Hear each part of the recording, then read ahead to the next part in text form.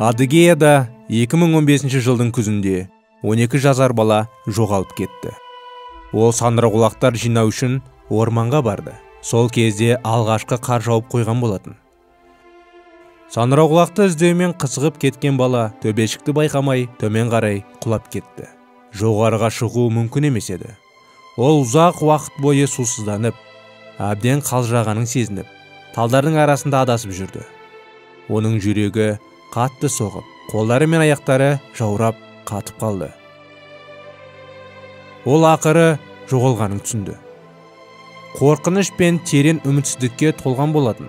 Жыбырлаған дауыстарды естігенде, ол қайта-қайта дірілдеп, үйіне жол табуға көмектесетін барлық нәрсені ойында айландыра берді.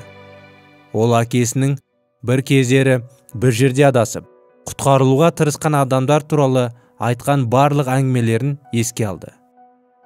Баланың басында оған көмектесе алатын түрлі белгілер мен бағдарлар жарқ ете түсіп жатты.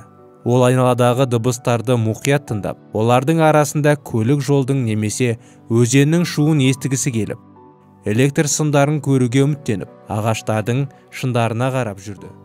Мінекей, керемет, ол ағын судың ағып жатқанын естіді. Ол ағын міндетті түрде өзенге, ал өзен адамдарға апаратынын білді.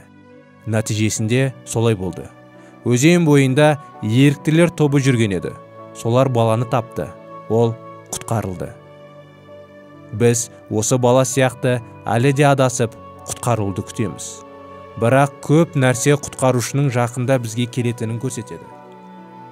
Киелі кітап бізге Исаның екінші келуінің нақты күнін бермейді. Және бұл түсінікті.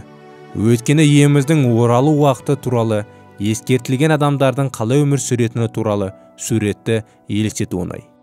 Егер иеміз қайтып оралатын күні белгілі болса, онда адамдардың едәуір бөлігі тәубесіне келу үшін келерден 1-2 жыл бұрын тоқтатуды жоспарлап, күнәлармен өмір сүруге тырысады.